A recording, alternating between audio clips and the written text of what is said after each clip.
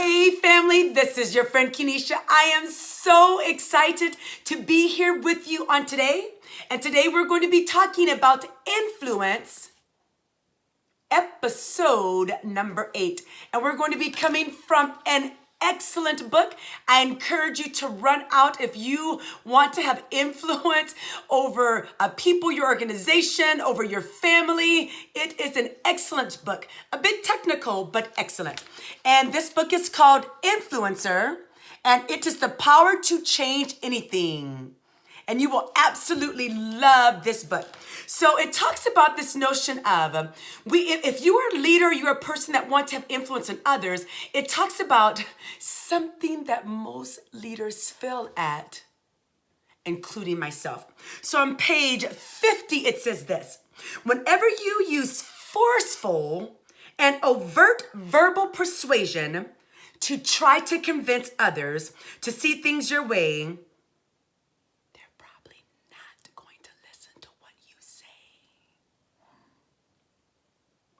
instead, they're looking for every error in your logic and mistake in your facts, all the while constructing counter-arguments.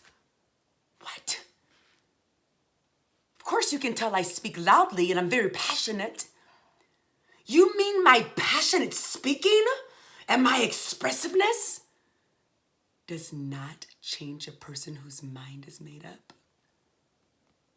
So for all of these years, and even up till today, to be honest with you, I struggle in this area because I'm a talker and I love to influence with my words. But what this book, the research from this book is proving that if we want to influence someone, the harder we try to persuade them with our words, the more they dig their heels in. And they're looking for holes in what we say.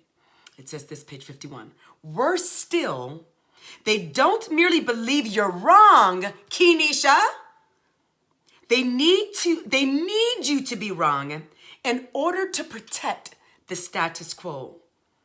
And since the final judge exists in their own head, you lose every time. Man, that's significant. Significant. So when we are trying to make a difference in our organizations, our churches, auxiliaries, our families, and our community, and this nation, and in this world, if we rely on the ingenuity and the persuasiveness of our words and intelligentsia, it doesn't work. Not with that alone. So then the book goes on to say, when people really are struggling with keeping the status quo, it's not just our mere words that will help them to change. It is allowing for them to have an experience with change. So basically the book talks about this company, this American company that was just not being as successful as a company that was in another country. And so when they looked, they said, wow, this other country is successful and they are making more money, their products have higher quality, and their revenue is higher. What's going on? So then the American bosses just begin to pound their people with, why won't you do better? And do we think those people got better in the American company? They didn't. So then this American company said, well, we'll send a group over to this foreign company. And so they did. And when this group went over and they saw, oh my gosh, there are tangible things that this company is doing that if we just adopted this, we can be better. So this group of workers went over, came back, told their colleagues, and their colleagues just did not believe them.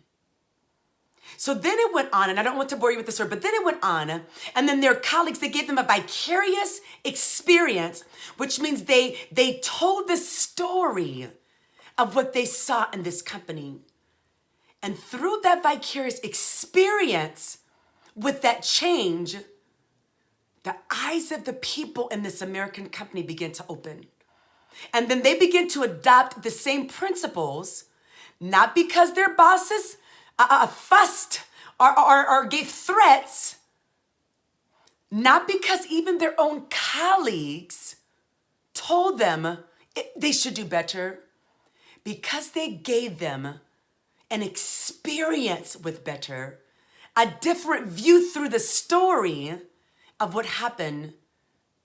This American company made changes and the revenue shot up and the quality of their work shot up. So if we want to be people of influence, let's think about the words we're saying, but more than that, let's think about how can we give people an experience with the change we're asking them to make.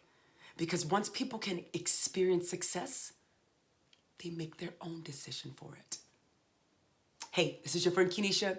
I hope you have an awesome week. I love you. God bless you. And remember, we want to be people of influence. Let's use our words less, and let's give people the experience they need to be successful. Have a great week.